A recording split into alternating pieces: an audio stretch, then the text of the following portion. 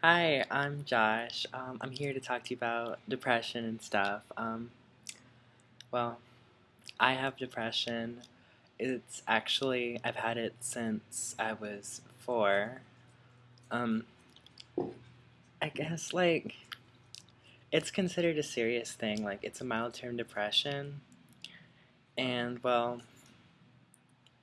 what happens is, like, if I ever go through a traumatic event in my life, like the loss of a loved one or a bad breakup, like, basically I can like fall into this thing called double depression, which is really serious and it needs immediate treatment.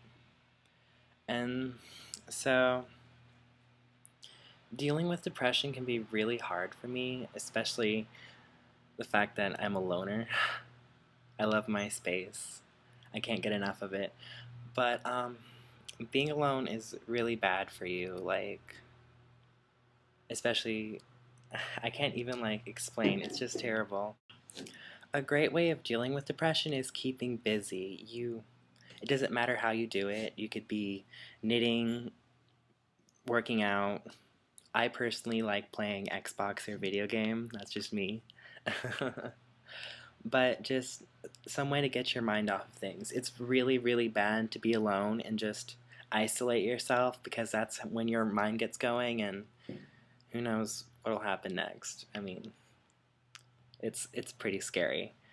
Um, you know, One thing I practiced doing when I needed serious medical attention, because I had double depression before, and so it's really severe. And I practiced journaling.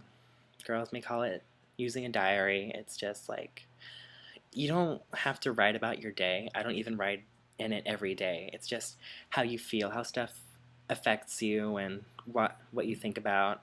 I even draw in mine. Like my drawings are crap. I don't have my journal on me right now, but maybe another video I'll show you what I got. But yeah, like just write down whatever. I even put down poetry, and I suck at writing. Another great way to keep yourself occupied when you're feeling down and depressed is hanging out with friends or family, even when you're not in the mood. Like when you feel down, like you just don't want to do anything, and that's the worst thing you can do.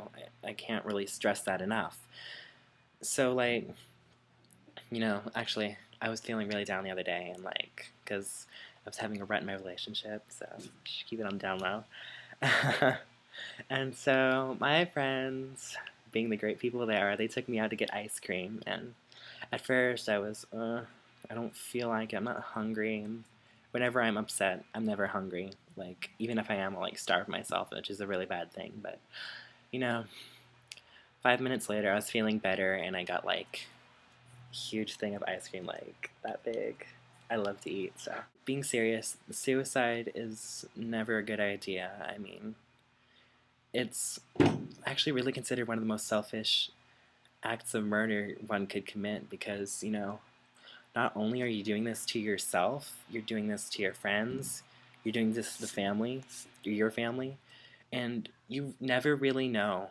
You never will ever know, like, how how it'll affect everybody.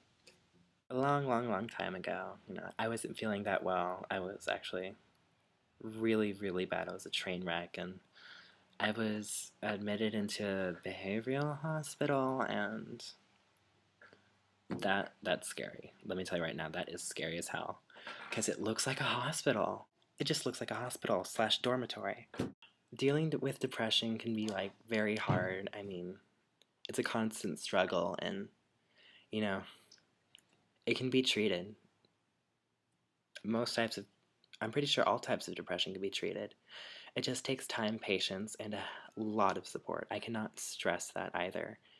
If you can't do it alone, it's something that can't, you can't. But when I'm talking about depression, I don't mean like I feel sad. I mean like it's like clinically, what's that word I was looking for? Diagnosed was the word I was looking for. So yeah. You can't, depressed doesn't mean like, oh, I feel so sad about myself. Like, you have to be diagnosed with depression, and that's what I was. It was actually handed down to me genetically, through adolescence, and through stress. So, you know, three things not so good. But yeah, so keep busy. Don't isolate yourself. If you need alone time, write in a journal. That always helps. There's different ways. I mean, you could aromatherapy, find ways to relax, calm yourself down, get your mind off of things. Everybody's different. There's a way for everybody. You probably haven't found yours yet, but keep looking, you'll find one.